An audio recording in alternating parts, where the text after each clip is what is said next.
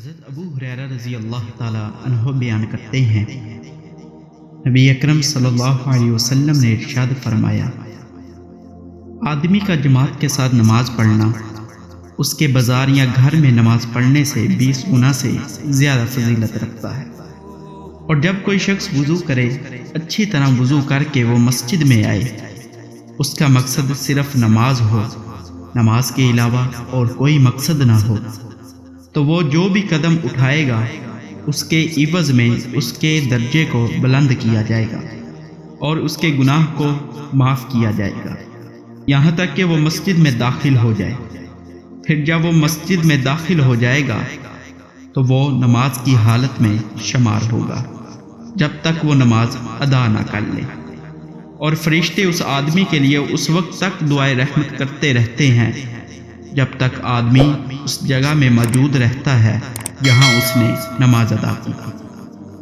اور فرشتے یہ دعا کرتے ہیں، اے اللہ اس پر رحم کر، اے اللہ اس کی بخشش کر دے، اے اللہ اس کی توبہ قبول فرما لے،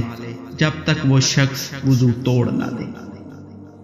حضرت ابو العباس عبداللہ بن عباس بن عبد المطلب نبی اکرم صلی اللہ علیہ وسلم کا یہ فرمان نقل کرتے ہیں کہ حضور اکرم صلی اللہ علیہ وسلم نے ارشاد فرمایا، بے شک اللہ تعالیٰ نے نیکیاں اور برائیاں طے کر دی ہیں، پھر ان کو واضح بھی کر دیا ہے، تو جو شخص نیکی کا ارادہ کرے اور اس پر عمل نہ کرے تو اللہ تعالیٰ اپنی بارگاہ میں اس کی ایک نیکی کو لکھ لیتا ہے۔ اگر کوئی شخص نیکی کا ارادہ کرنے کے بعد اس پر عمل بھی کر لے تو اللہ تعالیٰ اس کا اجر 10 گنا سے لے کر 700 گنا تک لکھتا ہے، بلکہ اس سے بھی زیادہ بے حد شمار کرتا ہے۔ اگر کوئی شخص برائی کا ارادہ کرے لیکن اس برائی پر عمل نہ کرے